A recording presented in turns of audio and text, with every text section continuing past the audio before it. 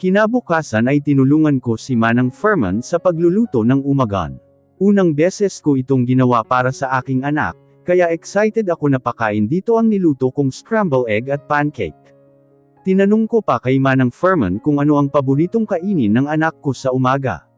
Pagkatapos noon ay nakaramdam na naman ako ng lungkot, dahil sa simpleng pagkain lang na gustong kainin ng aking anak, ay hindi ko man lang alam. Tapos na ako sa paglalagay ng mga pagkain sa mesa nang saktong bumaba ang mag-ama.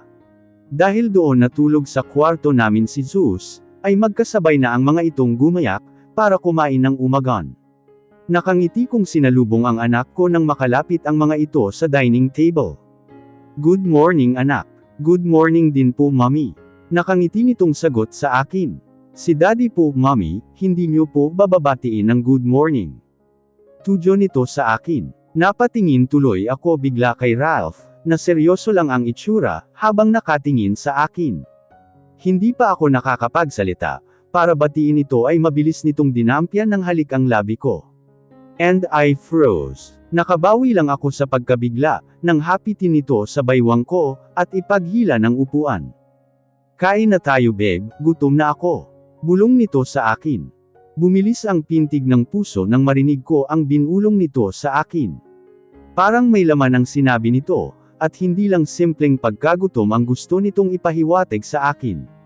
Bigla ko tuloy na alala ang nangyaring nakakatawa sa amin kagabi, pagkatapos na doon matulog si Zeus sa kwarto namin. Buti na lang at hindi narinig ng anak namin ang binulong nito, at busy na ito sa pagkuha ng pagkain. Kaya minabuti kong umupo na, at baliwalain na lang ang tumatakbo sa isip ko. Tinulungan kong maglagay ng pagkain si Zeus sa plato. Ako naman ay walang balak kumain ng umagan, at nagbalat na ako kanina ng isang apple, kaya hindi na ako makakain ng breakfast. Napansin ito siguro ni Ralph, na hindi ako kumukuha ng pagkain, kaya bigla itong nagsalita. "Where is your food?" Seryoso nitong tanong sa akin, agad naman akong sumagot. "Kumain na ako ng apple kanina, I'm fine with that." Walang buhay kong sagot dito. Mukhang hindi naman nito nagustuhan ang sagot ko, at dumilim na naman ang itsura nito, sabay baba ng mga kubyertos na hawak nito. "Lubayan muna ang pagdadayet na yan, kumain ka. Kagabi ay hindi ka rin kumain ng kanin at tinapay lang. Napansin din pala nito ang kinain ko kagabi. At wala na nga akong nagawa, kung hindi ang kumuha ng pagkain, at ilagay iyon sa aking plato. Ayaw ko naman na makita, at marinig ng aming anak ang pagsalungat ko sa gusto ng ama nito, baka mas lalo lang akong mahirapan kuhanin ang loob nito." Tahimik lang kaming kumakain ng umagan, nang biglang sumulpot si Manang Furman galing ng sala, at nagulat ako nang makita ko kung sino ang kasabay nitong lumalakad, papalapit sa aming mag-anak. "Isabel, good morning." Bati nito na nakatingin kay Ralph, sunod ay sa aking anak. Mabilis na tumayo si Zeus sa tabi ko nang makita si Isabel, at yamakap pa ito ng mahigpit sa baywang nito. Parang may bumaon na punyal sa dibdib ko, nang makita ko kung gaano kasaya ang anak ko nang makita si Isabel. "Baby, I have something for you." At itinaas nito ang dalang box. "What's that tita Isabel?" Excited na tanong ng anak ko kay Isabel. "Syempre, carrot cake your favorite." Nakangiting sagot nito sa aking anak. Lalo naman lumaki ang pagkakangiti ni Zeus, nang marinig nito ang sinabi ni Isabel. "Wow! Thank you much po tita. Alam na alam nyo po talaga ang favorite ko." Muli naman akong nakadama ng lungkot sa puso, nang sabihin iyon ng aking anak sa harapan ko mismo. Ganoon pala kasakit ang kailangan kong maramdaman at tiisin, dahil sa pagkakalayo ko ng maraming taon sa aking anak. Sunod kong napansin na hindi na bumalik sa tabi ko si Zeus, imbis ay tumabi na ito kay Isabel na ngayon ay nakaupo na katapat ko. Si Ralph naman ay tahimik lang nakatingin sa mga nangyayari, sa gitnang upuan ito nakaupo. "Manang Furman, paki-prepare naman po ang cake ni Zeus." Utos nito kay Manang Furman na mabilis na kinuha ang cake na dala nito para hiwain. "Precious, dito ka na pala nakatira." Hindi ko inaasahang itatanong iyon sa aking ni Isabel. Hindi agad-agad ako nakasagot. Pero hindi ko hinayaan na makita nito ang lungkot, at kabang nararamdaman ko ng mga oras na iyon, kahit na iba't iba ang pumapasok sa isipin ko. Kagabi lang ako umuwi dito. Sa bahay ng parents ko una kaming tumuloy pagkarating ko ng Pilipinas. Okay, mabuti naman at naisipan mo nang balikan ang anak mo. May himig ng pang-iinsulto ang boses nito, kaya bahagya kong itinaas ang isa kong kilay. Sasagutin ko na sana ito nang bigla ay magsalita si Ralph. Isabel please, nakikinig si Zeus sa usapan ninyo. So you better watch your mouth. May pagbabantang sabi ni Ralph dito, na ikinatahimik naman nito sandali. Ilang saglit lang ay nagsalita itong muli. By the way Ralph, remember the exhibit na pupuntahan natin ngayon ni Zeus? Last month pa nating pina-schedule yun, I hope sasama ka. Diretso nitong tanong kay Ralph. Oh about that, sorry hindi ako makakasama, at marami akong kailangan na tapusin sa trabaho. Si Zeus na lang ang samahan mo today, at alam kong gustong-gusto niyang pumunta sa exhibit na yon. Talaga po Tita Isabel, ngayon na po ang exhibit na pupuntahan natin. Nakita ko kung gaano kasaya ang anak ko, habang tinatanong si Isabel tungkol sa exhibit, na gusto nitong puntahan. Ilang araw ko na siyang kasama, pero ni minsan ay hindi ko ito nakita na kasing saya katulad ngayon. Bahagya akong napayuko, at kunwari ay pinahid ang maskara na sumayad sa gilid ng talukap ng mata ko, pero ang totoo ay naiiyak na ako sa katotohanan kahit kailan, ay hindi ako naging mabuting ina sa aking anak. At sa kasamaang palad, ay ang katulad pa ni Isabel ang nagpuno ng lahat ng pagkukulang ko sa aking anak. Yes baby. Kaya lang ay tayo lang palang dalawa ang pupunta roon, hindi raw sasama si daddy mo.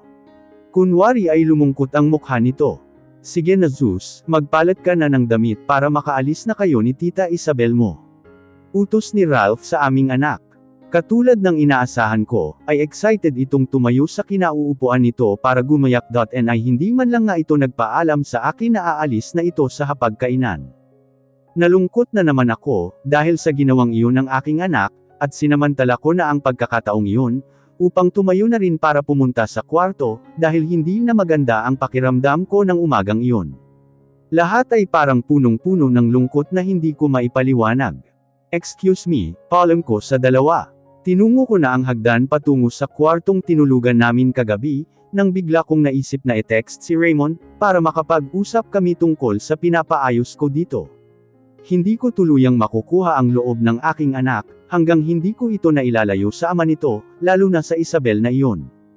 Nagpalit ako ng isang dress na off-shoulder, at saka ko pinusod ang aking buhok, at inilagay ko sa isang handbag ang aking wallet, cellphone, at isang branded na lipstick. Pababa na sana ako nang biglang bumukas ang pinto ng kwarto, at iniluwan nito si Ralph na naglapat ng mariin ang mga labi nang makita ako. Where are you going? Agad nitong tanong sa akin nang may sarado na nito nang tuluyang ang pinto. Hindi nag-function ang utak ko ng mabilis, kaya wala sa loob ko at naisagot dito ang tungkol sa pagkikita namin ni Raymond. Magkikita lang kami ni Raymond sandali, at may sasabihin daw siya sa akin tungkol sa trabaho ko sa London. Naisip ko na lang naisagot dito na pinagsisihan ko, dahil parang natakot ako bigla sa itsura ni Ralph nang marinig nito ang sagot ko. Para bang susugod ito sa away, at inilang hakbang lang ang pagitan namin. What? Are you serious? May balak ka pa ring bumalik sa bansa na yon? And then what? Iiwanan mo naman kaming mag-ama ganun ba? Sambat nito sa akin. Halos mapako ako sa kinatatayuan ko, dahil sa sinabi nito pagkaraan ay napalunok ako sa sobrang kaba. Para iyong isang sampal na hindi ko naiwasan, at nasapo ko ang lahat ng sakit pagkatapos. Pero nanatili pa rin akong matatag sa harap nito, at hindi ko kayang basta na lang magpakita ng kahinaan dito. Ralph, nandoon ang trabaho ko. At hindi ako pwedeng basta na lang na hindi bumalik doon. Pagsisinungaling ko. Magkano ba ang kinikita mo sa pagmomodelo mo na yan? Bibigyan na lang kita ng pera, basta't manatili ka lang sa tabi namin ng anak mo. Akala mo ba ay ganun lang ang 7 taon na lumipas, ha precious? May pang-uuyam na tanong nito sa akin. Hindi na rin ito nakatiis at hinawakan na niya ako ng mahigpit sa braso. Ang pakiramdam ko ay namula ang balat ko, dahil sa higpit ng pagkakahawak nito sa akin. Ralph, nasasaktan ako. Bitawan mo ako, pagmamakaawa ko dito. Hindi ko akalain na dahil lang sa sinabi kong dahilan kanina sa pag-alis ko, ay marami na itong masasabi na lalong nagpasakit ng puso ko. Hindi ka pwedeng umalis. You will stay here, in my side and in my son's life. At hindi ako makakapayag na iwanan mo naman kaming mag-ama, dahil sa trabaho mo na yan. Sigaw nito sa akin na lalong nagpatahimik sa akin. Isabel POV. Hindi ko inaasahan na makikita ko agad si Precious sa bahay ni Ralph. Noong nakita ko ito sa party ni Victor Morris, ay aaminin kong nagulat ako sa pinag-iba ng pisikal nitong itsura. Although alam ko naman ang naging buhay nito sa London sa loob ng 7 taon, pero hindi ko lang napaghandaan ang muli naming pagkikita. Naging sophisticado ito at matapang, at parang wala na sa katauhan nito ang dating Precious na umalis sa buhay ni Ralph at Zeus 7 years ago. Hindi ko akalaing ganun kalaki ang magbabago sa katauhan nito sa pagiging isang modelo. Nang malaman ko na nakabalik na ito ng bansa, at nagkikita na uli ito at si Ralph, ay agad akong nag-isip ng paraan para muli itong masira sa mga mata ni Ralph at ni Zeus.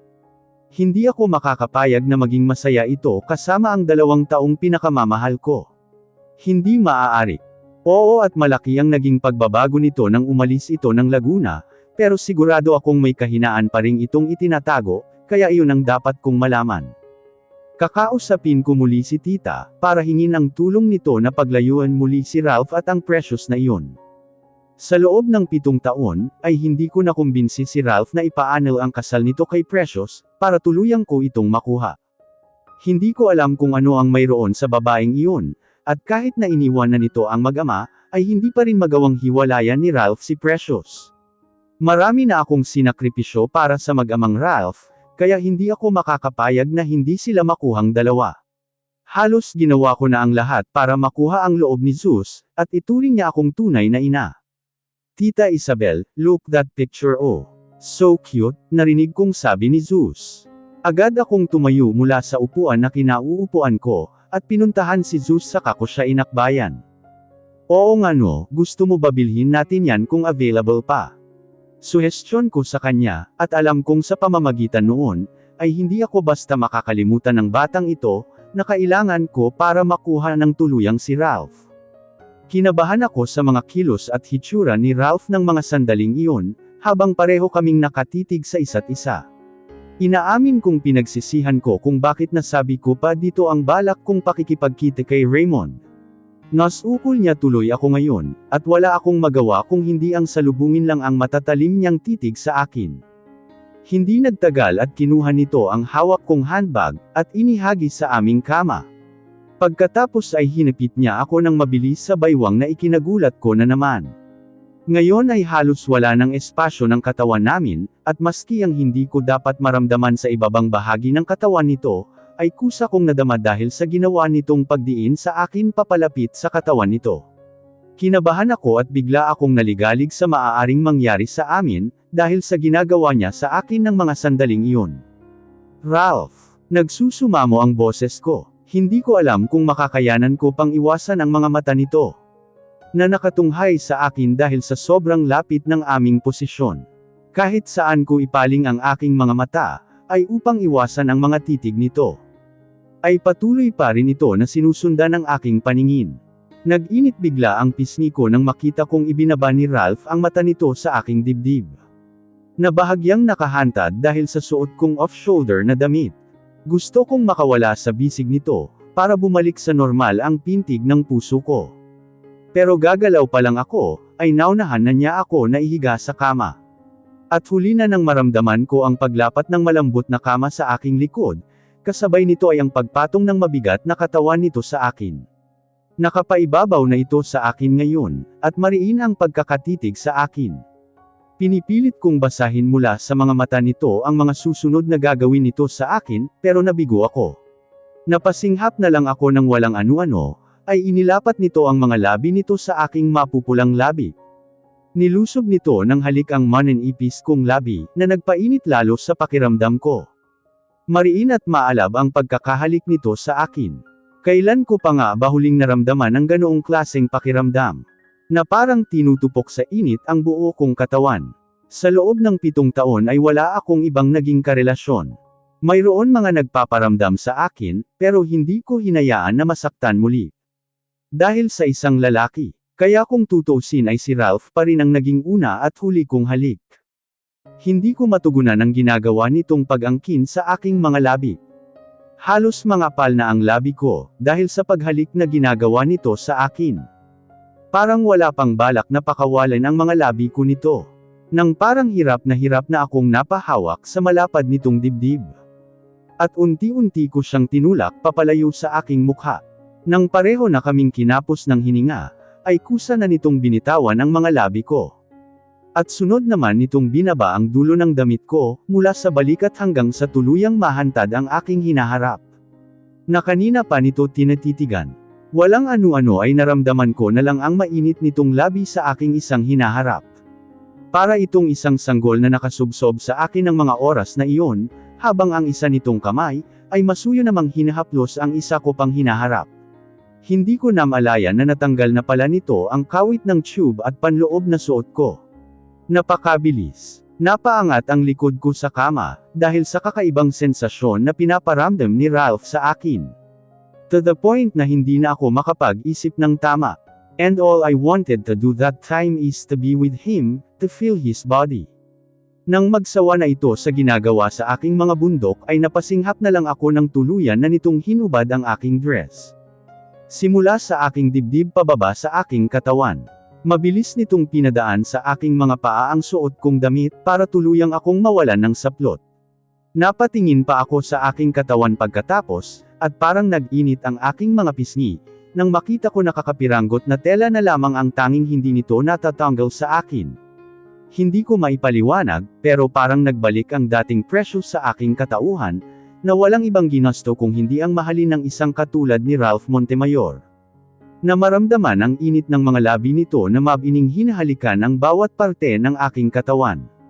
Sa isang iglap ay tila hindi na ako makaramdam ng galit dito na kinimkan ko sa mahabang taon. Siguro ay dahil sa binago lang ng London ang pisikal kong itsura. Pero ang laman ng puso ko ay hindi. Nandoon pa rin pala ang pagmamahal ko kay Ralph na akala ko ay tuluyan ng naglaho. Kung hindi pagmamahal ang nanatiling nararamdaman ko sa kanya, ay hindi ako papayag na makadikit pa ito sa aking katawan. Habang pinagsasawa ang mga mata nito sa magandang tanawin na ito pa lamang ang nakakita sa simulat simula pa lang. Biglang sumagi sa isip ko ang mga pinakita nito sa akin sa mga nagdaang araw. Sa mga pinaramdam nito sa akin, nagbalik lahat ang mayroon kami 7 taon na ang lumipas. Ang pagmamahalan, ang binubuo naming pamilya, at ang makapiling ang isa't isa habang buhay. Iyon ang mga pangako na mayroon kami na biglang naglaho, dahil sa mga pangyayari, at muling nagtama ang mga mata namin nang maramdaman ko ang bigat niya sa akin. Nagulat ako at naramdaman ko sa ibabang parte ng aming mga katawan ang kagustuhan ng bawat isa sa amin, bigla akong nilukuban ng takot. Hindi na ako nakapagsalita sa gulat nang muli niya akong hinalikan sa labi, na puno ng pagsuyo, mariin at nakakawala ng katinuan. Napahinto ako sa pagtugon sa paghalik ni Ralph sa akin, nang maramdaman ko ang ginagawa nito sa akin. At napatingin ako sa mga mata nito. Does it hurt? Napatungo ako dito. Hinalikan ako nito muli sa leeg pababa sa aking dibdib at may binulong. I'll be gentle babe, okay. At muli akong tumungo dito, nagpatuloy ito sa paghaplos sa bawat parte ng aking katawan, na parang sabik na sabik sa ginagawa nito. Masuyo nitong hinahaplos ang aking makikinis na balat, habang nakapalupot ang aking mga binti sa waist nito, at nagpatuloy din ito sa pagkintal ng mga halik sa mga parte ng aking katawan, na mukhang kusang nagre-react sa bawat ginagawa nito sa akin. Sa bawat ginagawa niya sa akin, ay ramdam ko ang pagkamis nito sa aking katawan. At napapikit ako habang dinadama ko ang kakaibang sensasyon na dulot ng ginagawa niya sa akin. I never imagined myself experiencing this kind of happiness again with his arms, until now that I surrender my body, mind and heart, sa lalaking nagturo sa akin kung paano ang umiibig. At masaktan ng dahil sa pag-ibig. Halos magulo ang bedsheet na nakalatag sa kama namin. Dahil sa puwersa ng ginagawa ni Ralph sa akin, at aaminin ko na namiss ko rin ng sobra ang bagay na ginagawa namin ngayon. Lalo na at wala akong ibang lalaking pinag-alayan ng sarili ko. Sa loob ng maraming taon na nagkahiwalay kami, kung hindi si Ralph lamang. At hindi ko pinagsisihan ang bagay na iyon, siya lang ang lalaking maaaring umangkin sa akin katulad ng palagi nitong pinapaalala sa akin dati, at tumatak sa isip ko iyon, hanggang sa makarating ako sa London. Ralph, hapo kong bulong sa kanya. Nasa tabi ko pa rin siya nang muli ay may ginagawa na naman ito, ilang beses simula nang may mangyari sa amin kanina. Yes babe. Narinig kong sagot niya sa akin, habang nakatapat ang labi nito sa aking leeg, at kinikintalan na naman ako ng manenipis na halik sa parte ng katawan kong iyon. Magpahinga muna tayo, napagod ako ng sobra. Ungot ko sa kanya at naramdaman kong nag-angat siya ng ulo sa tabi ko at tinitigan ako. Pinagod ba kita babe? Nag-aalalang tanong niya sa akin. Napatango ako sa kanya, totoo naman na napagod ako sa ginawa namin. Hindi ko alam pero siguro dahil din sa kasabikan namin sa isa't isa. Kaya halos hindi na niya ako pakawalan sa ibabaw ng kama kanina. Dahan-dahan siyang umalis at ibinuwal nito ang malaking katawan nito sa aking gilid. Kinuha nito ang comforter na nag-ulo rin dahil sa ginawa namin kanina. Ikinumot niya sa aking katawan ang kumot na iyon, at saka ito samalo. Ngayon ay pareho na kaming nasa ilalim ng makapal, at malambot na comforter. Inilahad nito ang malaki nitong mga braso sa tapat ng ulo ko, para makaunan ako, at ako naman ay mas inilapit ko pa ang aking katawan sa kanya. Napayakap din ako sa matipuno niyang dibdib, at naramdaman ko na hinalikan niya ako ng banayad sa ulo. Magpahinga ka muna babe, mamaya, round 2 ulit tayo. Tinapik ko siya dahil sa kapilyuhan niya, at mula doon ay masaya kaming naidlap at bumawi ng lakas, at hindi ko rin alam kung tutuhanin nito ang biro sa akin, na may continuation pa ang nangyari sa amin kanina. Naalimpungatan ako nang maramdaman ko ang lamig, na dulot ng aircon sa aming kwarto. Nakabalot lang sa akin ang comforter na gamit namin sa pagtulog. Nang tumangala ako, ay dumungaw sa mga mata ko ang gwapong mukha ni Ralph. Mahimbing itong natutulog. Ako naman ay nakahiga sa aking ulo sa matigas nitong dibdib, ang isa kong braso naman ay nakayakap sa malapad nitong katawan. Itinaas ko ang aking kamay na nakapatong sa dibdib nito, upang hagurin ang nag-ulo nitong buhok. Halatang napagod din ito sa aming ginawa. Sinulit ata nito ang 7 taon na nawala ako sa tabi nito. At halos ay hindi na kami nakapagpahinga, at makailang beses niya akong nilambing. Napangiti na lang ako nang maisip ko ang bagay na nangyari sa amin, ilang oras pa lang ang lumilipas. Idinikit ko pang mabuti ang aking mukha sa dibdib nito. Muli kong naisip ang mga bagay na binalak kong mangyari. Bago pa ako makauwi ng Pilipinas, at hindi kasama sa mga plano ko ang muling mahulog sa mga bisig nito. Pero ano ang gagawin ko? Minahal ko siya dati, at patuloy ko siyang minamahal hanggang ngayon. Sa kabila ng mga nangyari sa amin, natakot lang siguro akong aminin sa aking sarili, na kahit kailan ay hindi nalimot ng puso ko ang pagmamahal ko para sa kanya. Oo, may galit akong naramdaman sa kanya, dahil sa mga nalaman at narinig ko, pero hindi iyon naging dahilan para tuluyan ko nang makalimutan ang aming nakaraan, ang aming pagmamahal sa isa't isa. Mahal ko siya, mula noon at hanggang ngayon. Kung hindi ko bibigyan ang aking sarili, na maging masaya muli sa piling nito, kasama ang aming anak na si Zeus, ay baka tuluyan ng maging huli ang lahat para sa aming dalawa, doon ako nakaramdam ng takot at lungkot.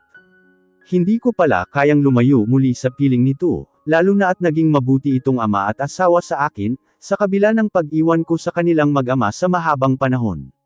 Sa pagkakataon ito ay wala nang makakapagpahiwalay sa aming dalawa, sa aming mag-anak, kahit pa ang Isabel na iyon o ang mga magulang ni Ralph. Hinding-hindi na ako papayag na mangyari iyon sa amin ni Ralph. Patuloy kong hinimas ang gwapong mukha ng aking asawa. Pababa sa malapad, matigas at mabalbon nitong dibdib, nang mapadako ang aking mga mata sa alarm clock na nasa side table ng kwarto namin. Mag-aalas 5 na. Nakauwi na kaya ang anak namin na si Zeus? Baka hanggang ngayon, ay kasama pa rin nito ang Isabel na iyon. At nagngit-ngit naman ang dibdib ko nang maisip iyon. Gusto kong malaman kung nasa bahay na si Zeus, kaya kahit hirap akong kumawala sa bisig ni Ralph, ay unti-unti akong gumalaw. Yung lang at nagising pa rin ito. Mapupungay ang mga mata na niyakap niya ako muli. Kinabig pa nito nang mariin ang balikat ko, dahilan kung bakit napayakap naman ako dito. Tulog pa tayo babe, ungot nito sa akin. Ralph, hapon na. Aalamin ko lang kung nakauwi na ang anak natin. Baka mamaya kung saan na siya dinala ng Isabel na yon. Inis kong turan dito na nakapagpadilat na ng tuluyan sa mga mata nito. Don't worry babe, ibabalik ni Isabel ang anak natin dito sa bahay. Gusto ko lang makasiguro kung nasaan na sila. Reklamo ko, bata pa ang anak namin, kaya ganoon na lang ang pag-aalala ko dito. Isa pa ay wala talaga akong tiwala sa Isabel na yon, kahit na ito pa ang nag-alaga sa anak ko, habang wala ako sa tabi nito. Okay, I will call her. Narinig ko siyang napabungtong hininga pagkatapos. Ako naman ay umayos na ng upo sa kama, at mahigpit kong hinawakan ang nakabalot na kumot sa aking katawan. Kinuha ni Ralph ang cellphone nito sa loob ng drawer, at sinubukang tawagan si Isabel. Where are you? Hinahanap na ni Precious si Zeus. Pakihatid na siya dito sa bahay namin. Narinig kong utos ni Ralph kay Isabel, sa kanya ako muling hinarap. They are on their way pabalik dito sa bahay, sagot nito sa akin. Kahit na hindi pa ako nagtatanong. Buhat doon ay napanatag na ang loob ko. Akma na akong aalis sa kama para maligo sa banyo nang magsalita ito muli. Babe, where are you going? Tak ang tanong nito sa akin. Maliligaw na ako, tutulungan ko ulit na magluto si Manang Furman. Sigurado na gutom si Zeus pagdating dito sa bahay. Kaya naman ni Manang Furman magluto babe, tulog pa tayo. Lambing nito sa akin. Ralph ha, nakarami ka na kanina. Kulang pa rin. Biro ko dito. Bigla ay naging open na ako nakausapin ito sa ganoong paraan, pagkatapos na muli ay ipagkaloob ko ang aking sarili dito, ng maraming beses sa loob lamang ng maghapon iyon. Tumango ito kaya napalo ko ng magaan ang braso nito. At saka ako napangiti. Di bale, babawi na lang ulit ako mamayang gabi. Tudyo nito sa akin. Napahawi na lang ako ng buhok, dahil sa sinabi nito. Parang nakikinita ko na ang gagawin naman nitong paglalambing sa akin mamaya. Bumangon na rin ito sa kama pagkatapos. His body and proud. Hindi man lang ito nagtapis ng tuwalya. Talagang wala man lang itong alinlangan na ipakita sa akin ang sarili nito. Let's go babe, sabay na tayong maligo. Yaya nito sa akin. At buhat doon, ay tinanggal nito ng nakabalot sa akin na comforter, at binuhat ako paalis ng kama dahilan kung bakit nahantad na ngayon sa paningin nito, ang hubad ko ring katawan. Ralph, ibaba mo nga ako. Reklamo ko nang buhatin niya ako na parang bridal style. No, hindi kita bibitawan. Dito ka lang sa tabi ko, sa mga bisig ko. Biro nito sa akin at saka ako kinindatan. Kala ko ba mamaya ka na lang babawi, bakit mukhang may masama ka namang balak dyan? Tudyo ko. At hindi nga ako nagkamali, at pagkapasok ko pa lang sa loob ng banyo, ay isinakatuparan muli nito ang balak sa akin. Nag-decide na kaming maunang kumain ni Ralph ng hapunan, habang hinihintay namin ang pag-uwi ng anak namin. Hindi katulad kaninang umaga ay wala ng alinlangan sa amin ni Ralph. Siguro ay dahil na rin sa may nangyari sa amin buong maghapon, kaya mas lalo itong naging sweet sa akin. Ito pa ang naglagay ng pagkain sa plato ko. Inawat ko pa ito dahil sa sobrang dami ng nilagay nito sa plato ko. Babe, kumain ka ng kumain. I like your body especially your curve, but you need to eat, okay? Ayoko, tataba ako. Reklamo ko sa kanya na ikinakunot naman ng noo nito. I don't care how big you are, basta dito ka lang sa tabi namin ng anak natin, kalimutan mo na ang trabaho mo sa London. That's final. Mariin itong sabi sa akin. Magsasalita pa sana ako nang biglang sumulpot si Zeus, at patakbo pa itong lumapit sa amin. Daddy, Mommy, masayang masaya ito nang dumating, kasunod na naman nito si Isabel, na ikinasimangot ko. At nang makita kong umupo ito muli sa tabi ni Isabel ay tinawag ko na ito. Anak Zeus, dito ka maupo sa tabi ni Mommy. Napansin kong tinaasan ako ng kilay ni Isabel, at pasimple ko na lang din itong inirapan pagkatapos. Sinunod naman ako ni Zeus, na naupo naman sa tabi ko. Sakto namang may binabang pagkain sa mesa si Manang Furman, kaya inutusan ko itong kumuha ng bimpo. Basa ng pawis ang likod mo. Manang Furman pakuha naman ng bimpong panapin sa likod si Zeus. Okay po ma'am. Pagbalik nito ay may dala na itong isang puting bimpo. Habang pinupunasan ko ang likod ni Zeus, ay nagsalita si Ralph. Salamat nga pala Isabel sa pagsama mo kay Zeus maghapon. I'll always have time para kay Zeus, you know that Ralph. Parang gusto kong panutin ang buhok nitong kulay mais dahil sa inis. Kailangan talaga ay maningkit pa ang mga mata nito, habang kausap ang asawa ko. Alam ko naman yun Isabel. And I will always be thankful for that. Nang marinig ko ang sinabing iyon ni Ralph, ay nilingon ko ito sa kako-anar ko ang isa kong kilay, para makita nito ang pagkainis ko. Nagtagumpay naman ako nang umayos ito bigla ng upo, na parang kinabahan sa ginawa ko. Ang ibig kong sabihin Isabel nandito na si Precious. And I think mas tama na siya na ang kasama palagi ng anak namin sa mga lakad ni Zeus. Right babe? At muli niya akong nilingon. Oo naman babe, ako ang ina ni Zeus, kaya dapat ako ang nag-aalaga sa kanya. At buong tapang kong sinalubong ang mga tingin ni Isabel. Oh come on Precious. At ngayon mo pa talaga nasabi ang bagay na yan. That you're the mother. At ikaw dapat ang nag-aalaga kay Zeus. Nasan ka nga ba for the past 7 years? Nasa London right? Rampa ng rampa sa harapan ng maraming tao, especially sa mga lalaki.